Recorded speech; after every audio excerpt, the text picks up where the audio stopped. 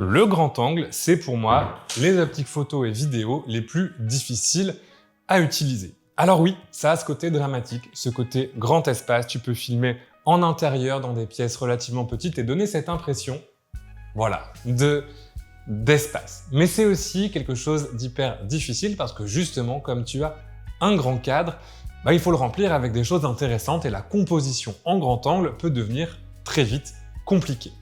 De mon côté, j'ai pas été au départ un mec fan de grand angle, mon optique favorite étant le 85 mm.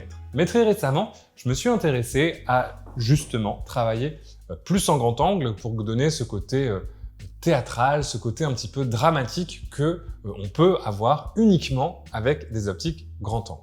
Alors quand Typeok m'a contacté pour savoir si je voulais tester leur optique grand angle Xana 3.5 21 mm vintage en monture M, j'ai sauté sur l'occasion de m'affronter vraiment à ce qu'était du vrai grand angle. 21 mm, il y a de l'espace et surtout quand on l'adapte sur un Fuji JFX où ça devient un 14 mm et alors là, je peux te dire que ça respire. Aujourd'hui, je vais t'emmener pour tester cette optique dans différentes configurations de photos, que ce soit de la photo de rue, de l'architecture et même de la photo de mariage, voir qu'est-ce qu'on peut créer avec et te parler aussi de son rendu.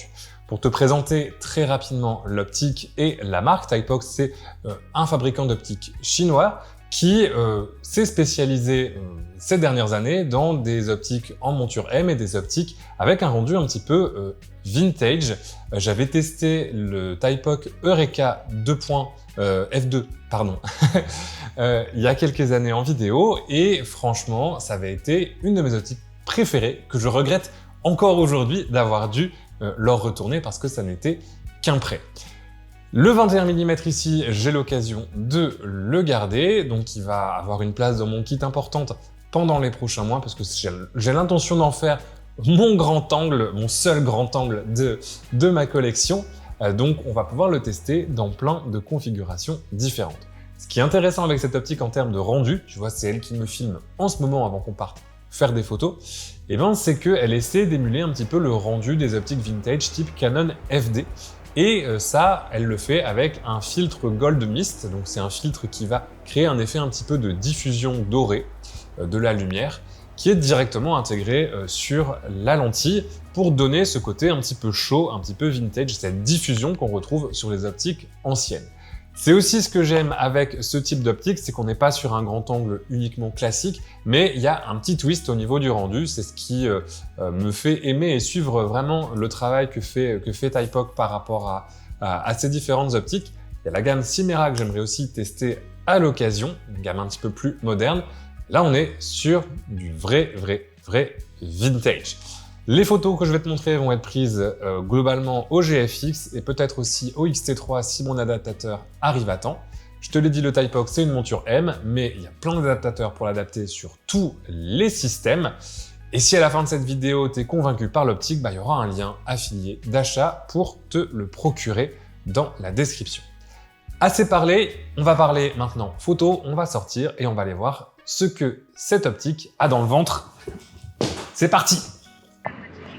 Ok, premier test, on est à Lille et l'idée ici c'est de l'utiliser ce grand angle dans deux cas de figure, un peu de photo d'archi. Donc là je vais me déplacer vers le quartier de Ralil, qui est un quartier avec pas mal de trucs un peu d'architecture moderne. Et puis en revenant sur le retour, quand je viens chercher ma voiture, on ira essayer de faire un petit peu de photo de rue, voir comment ça se débrouille aussi pour de la photo de rue, parce que c'est les deux utilisations principales que je vois là dans un cadre urbain. Donc on va voir, je t'avoue que ça me fait hyper plaisir de faire des photos. Ça fait hyper longtemps que j'ai pas pu faire une vidéo comme ça où je vais juste faire des photos comme ça dans la rue. Donc ça fait hyper plaisir. Et voilà, on va voir ce que ça donne. C'est parti.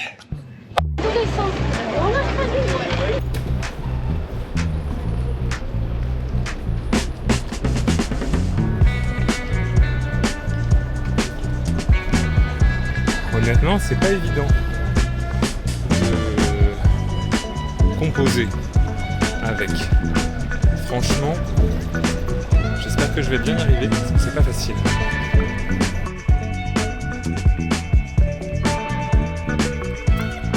jamais évident d'apprivoiser une nouvelle focale dont on n'a pas l'habitude, et là, vraiment, le point de départ, c'était très difficile. J'avais vraiment l'impression de passer à côté, d'avoir du mal à trouver des compositions. On a un angle de vue qui est hyper large, surtout avec le GFX où ça transforme l'optique en un 14 mm, donc c'est vraiment très très large.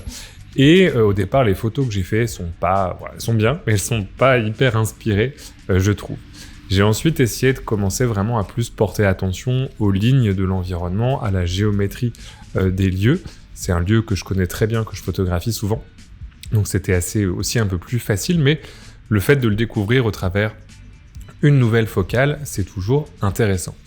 La chose qui m'a marqué tout de suite, surtout, c'est le rendu de l'optique au niveau de ses couleurs et de son aspect doré. Ici, c'est vraiment le moment où j'ai commencé à prendre plaisir à photographier avec l'aspect grand angle, avec les perspectives un petit peu au-dessus, et je trouve qu'on a vraiment un rendu très chouette des couleurs. La lumière qui venait de face a justement accentué le côté diffusion. On était sur une lumière forte avec beaucoup de contraste, mais je trouve qu'on garde un rendu assez particulier avec ce côté un petit peu doré des couleurs et la diffusion globale de la lumière qui est vraiment très intéressante. Je t'avoue, pour l'instant, c'est vraiment particulier comme c'est une focale avec laquelle j'ai pas du tout d'habitude. Tout me paraît incroyable, mais c'est simplement, je le sais, c'est pas les photos qui sont d'un coup devenues magiquement incroyables, c'est juste que comme j'ai peu l'habitude de shooter en grand angle, même sur des endroits que je connais, je redécouvre un petit peu le paysage, et c'est aussi des fois l'avantage de switcher, d'essayer d'autres lentilles, d'autres choses, c'est que tu vas revisiter des lieux, des photos, des images, des compositions avec d'autres perspectives, parce que tout simplement, tu as une focale plus courte ou plus longue. Et là, c'est un petit peu ce qui m'arrive, et c'est assez sympa.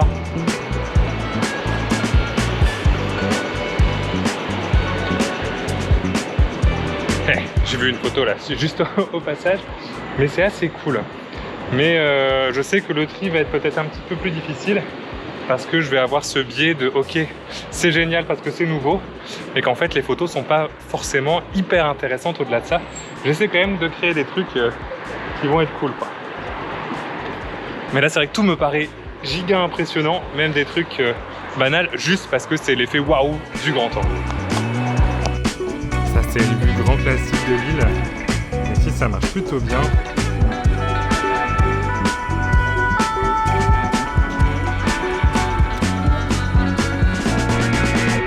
Bon, l'autre avantage aussi du grand angle, c'est que là, j'ai pu régler vraiment les choses en hyper focale. Donc là, en fait, je suis à f8 sur la lentille et j'ai réglé ma mise au point en manuel pour que ce soit net de f8 de l'infini jusque à peu près 1 mètre. Alors l'échelle est pas bonne parce que comme je suis avec le GFX, forcément l'échelle est pas exactement la même. Il doit y avoir quelques centimètres de décalage parce que le capteur est plus grand quand on est en mode moyen format. Mais malgré tout, c'est tellement un grand angle qu'on va très très vite à l'hyperfocale, et là à f8 je suis net de 80 cm à l'infini, donc c'est hyper pratique, j'ai pas du tout à faire le point, ce qui est pratique pour la photo de rue, mais c'est aussi pratique pour le paysage, comme ça je suis sûr d'avoir tous les plans qui sont nets. Dans tous les cas, c'est sûr qu'à 3.5 c'est pas un objectif qu'on va, 21 mm 3.5 c'est pas un objectif qu'on va choisir pour son bokeh, mais vraiment pour son champ de vision, son angle de vue plutôt, et son rendu. Donc c'est pas un objectif qui va gagner des prix de basse lumière ou de bokeh, mais c'est pas ce qu'on lui demande non plus quand on choisit ce type d'objectif là. Petit à petit, cependant, j'ai commencé à apprivoiser ce grand angle.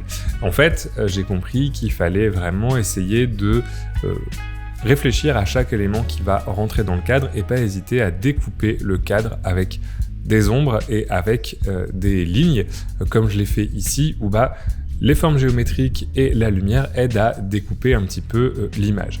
Sur celle-là, c'est encore plus visible et c'est quelque chose d'assez intéressant puisque le grand angle donc vraiment accentue ce côté contre-plongée, accentue le côté magnifique des immeubles un petit peu au-dessus de nous. Là ici, j'ai repris les principes de la photo d'avant en attendant que quelqu'un passe pour venir utiliser la lumière pour vraiment découper à l'intérieur, et je trouve que c'est quelque chose qui marche bien parce que ça permet de structurer le cadre qui est quand même assez grand. Je voulais aussi explorer la gare L'Île Europe qui est très chouette en termes de lignes. Et là, encore une fois, le grand angle permet vraiment de travailler sur l'espace et de l'organiser au travers de lignes directrices. C'est vraiment la chose la plus importante à faire avec un grand angle, c'est justement travailler sur ces lignes directrices pour ne pas perdre l'œil du spectateur dans un espace immense avec un cadre de vue important.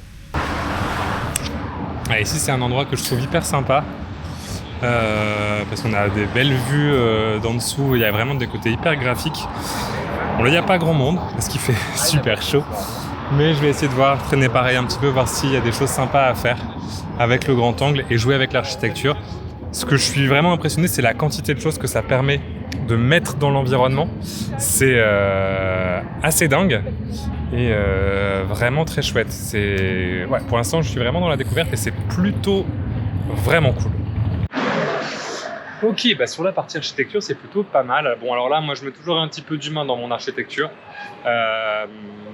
Voilà, on est en un entre-deux.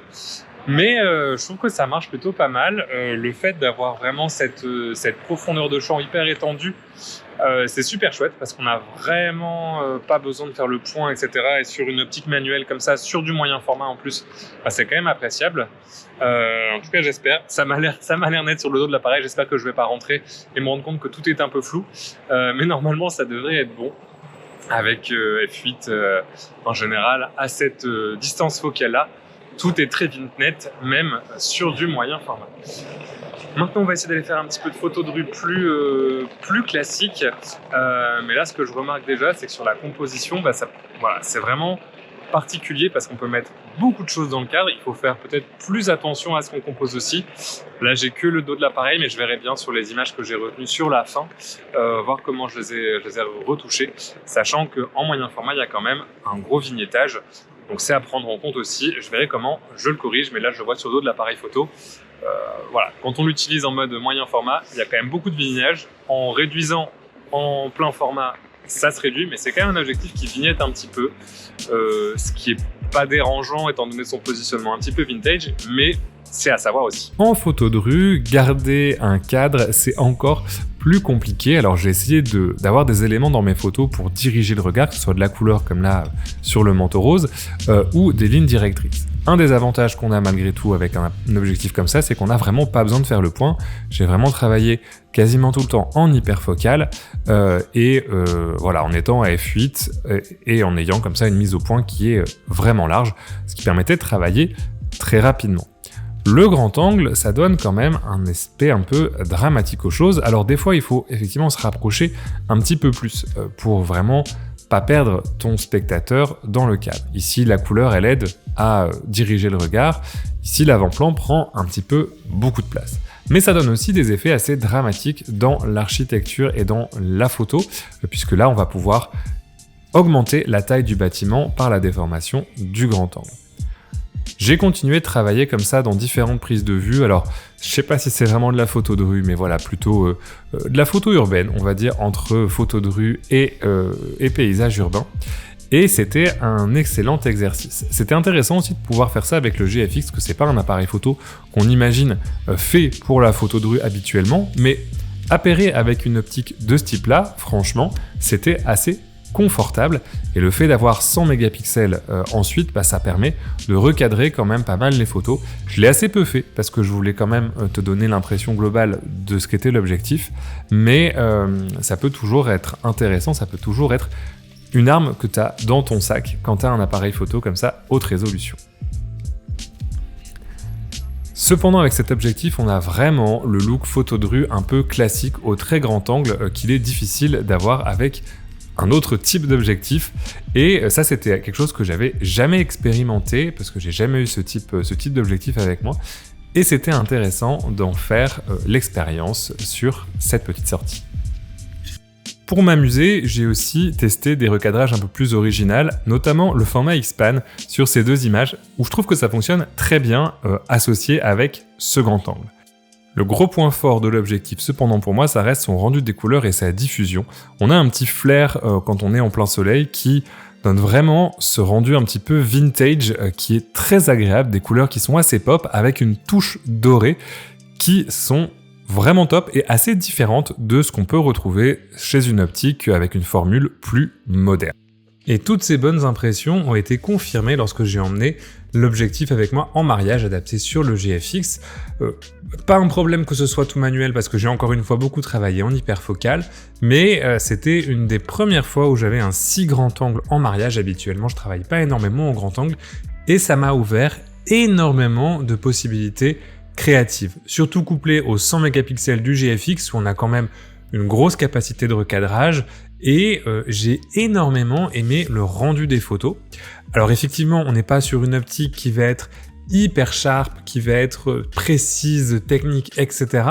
Mais je trouve que par bien des côtés, le feeling des images après retouche avait vraiment ce côté argentique avec justement un petit peu de diffusion. Une fois qu'on rajoute un petit peu de texture et de grain, on avait vraiment un côté qui rappelait énormément les images argentiques alors même que on est quand même sur un capteur ultra moderne. Au moment où je tourne cette vidéo, j'ai pas encore pu livrer la galerie complète, donc je peux te mettre que quelques images issues de ce mariage-là, mais je vais préparer une vidéo plus complète sur mon utilisation d'objectifs anciens ou manuels, enfin particuliers, on va dire, en photographie de mariage, et il y aura plus d'images de cette optique dans cette vidéo-là. Cet objectif est-il parfait ? Eh bien non, et c'est justement pas ce qu'on lui demande. Il a même beaucoup de défauts, mais c'est ce qui lui donne aussi son caractère, ses caractéristiques.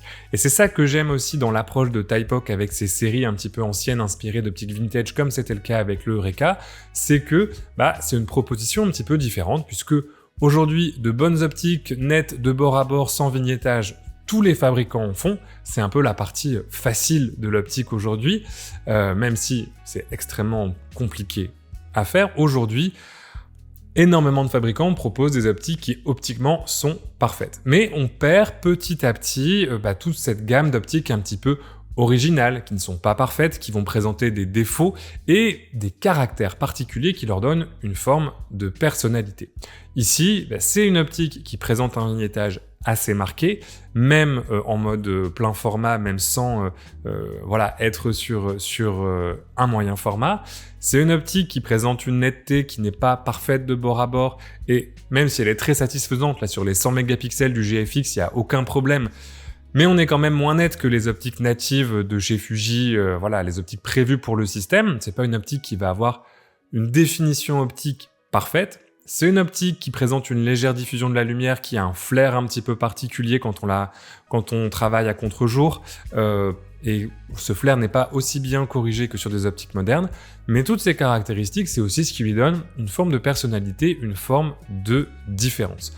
Ce qui m'a marqué notamment, c'est qu'on retrouve effectivement une forme de dynamique qu'on retrouve plus facilement avec des optiques anciennes, un côté plus argentique entre guillemets, mais c'est pas forcément l'argentique, c'est les optiques qu'on utilisait à l'époque qui étaient imparfaites, qui présentaient certains défauts qu'on retrouve dans cette itération moderne. Alors il est certain que c'est pas une optique pour tout le monde. J'aurais bien aimé la tester avec nativement sur un objectif de la gamme M de Leica numérique ou argentique, mais voilà, j'en ai pas. Tu peux devenir membre de la chaîne YouTube si tu veux sponsoriser ce rêve pour le futur. Mais voilà. En tout cas, j'ai énormément apprécié, encore une fois, cette parti pris de proposer comme ça des optiques avec un profil optique différent, avec des caractéristiques un petit peu autres, et c'est intéressant d'avoir le choix aujourd'hui dans le marché de l'optique neuve, d'avoir le choix encore d'avoir ces optiques de caractère. Si de ton côté, c'est une optique qui peut t'intéresser, tu auras tous les liens d'information et d'achat dans la description. Et de mon côté, il ne me reste plus qu'à te dire à la prochaine, et d'ici là, bonne photo!